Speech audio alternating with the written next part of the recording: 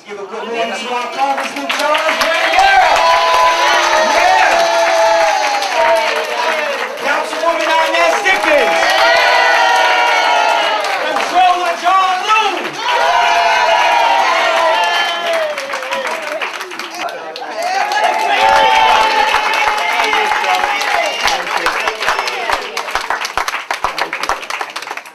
And I know, each one of you know, that your well-being is my reason for being. It's my reason for being. And now, things are trying to change so dramatically that we need to be together now more than ever. And the most important thing is to have dignity and pride. You know, dignity and pride. And sometimes I think we got more than our share of dignity and pride.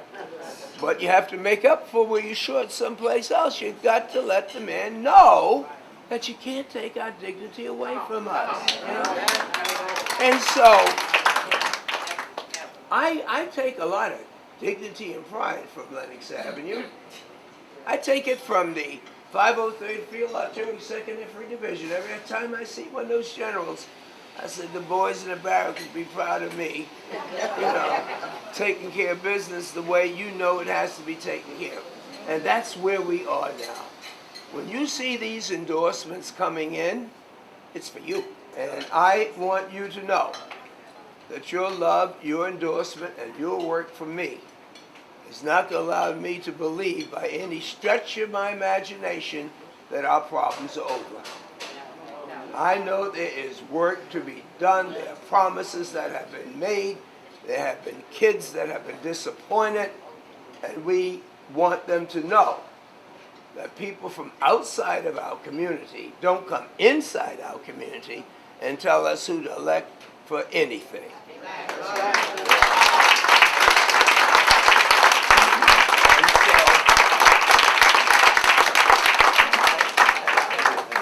That our family is coming together.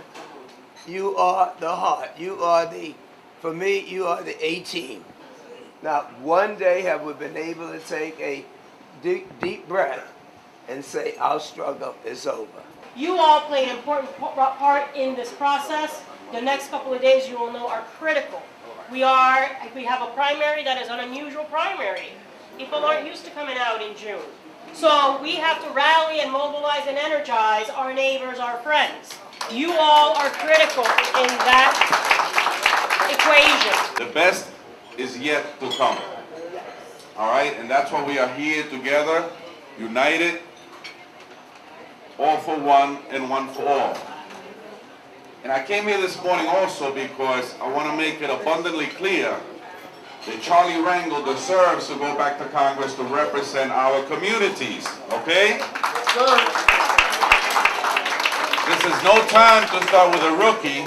This is no time to start with a rookie. We need to send our veteran, our congressman, Charlie Rangel, the one who has been there for us for so many times. Listen, we have a little time left to do a lot in the next few days.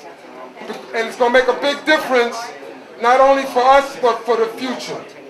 Not only for today, but for the many tomorrows to come. You are the neighbor next door that everybody sees for every reason whatsoever. And you are the one that they're going to ask, who should I vote for? You're the one that's going to ask, they're going to ask, when should I go to vote? Where do I go to vote? I went to vote and they wouldn't let me vote. What can you do? You're the one that they're going to come to make it happen. We got to make sure the package is complete. And it's only going to be complete when Congressman Rangel is going to be there side by side with President Obama in Washington, fighting for us, fighting for economic justice, fighting for education, fighting for the residents of housing, fighting for all New Yorkers.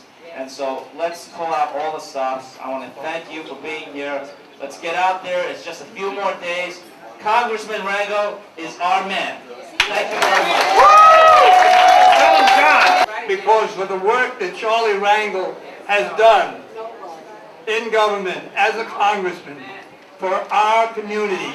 And our community happens to be the whole world. And look at what happened to Harlem. Look at the turnaround we've gone through. Look at where we are today and what has happened. It didn't just happen. It didn't just happen because we said. It happened because he worked in Washington. He worked with the city.